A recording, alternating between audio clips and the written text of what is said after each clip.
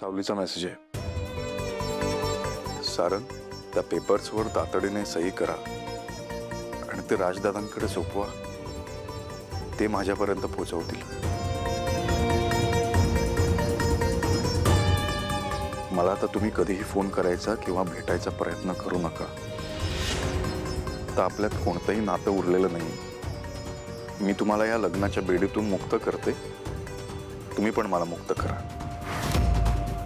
आपण दोघं आता कधीच एकत्र येऊ शकत नाही. काय चाललंय?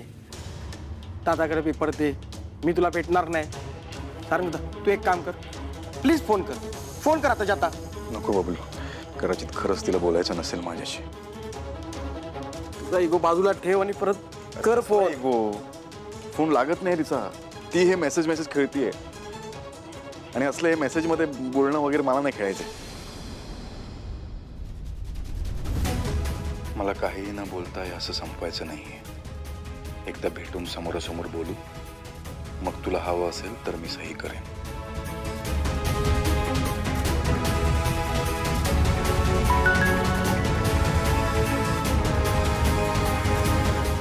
मला तुमचं तोंडही बघायचं नाही. सही करा आणि विषय संपवा.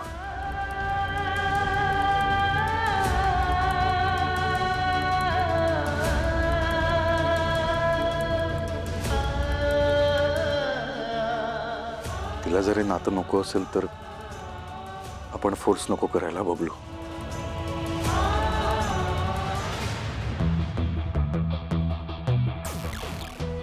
क्या बात आहे सावली, तू माझ्या हातनं सटकलीस. पण तुझा तो इनबिल्ट स्वभाव आहे ना दुसऱ्यांना मदत करायचा, तो तसाच आहे. तुझा मोबाईल माझ्या ताब्यात आला तर तुझं नशीब कायमचं पुसून टाकणार मी. काय रे, सापडले? आता साहेब काय आपल्याला जिवंत सोडत नाही.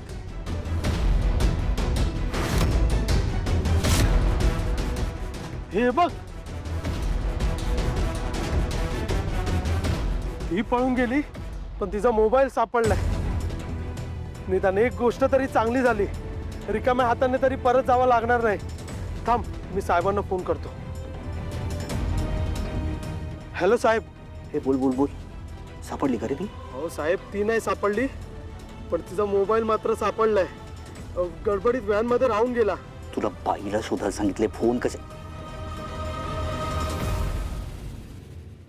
ते ऐक रे म्हणे, फोन माझ्याकडे घेऊन यायचा. विकायचा प्रयत्न केला ना मारून टाकीन, कळलं काय? स्ट्रेट माझ्याकडे घेऊन ये. हो साहेब, आणतो. सावलीचा फोन तिला माहितीच नाही केवढं मोठं अस्त्र माझ्या हातात दिलंय तिने.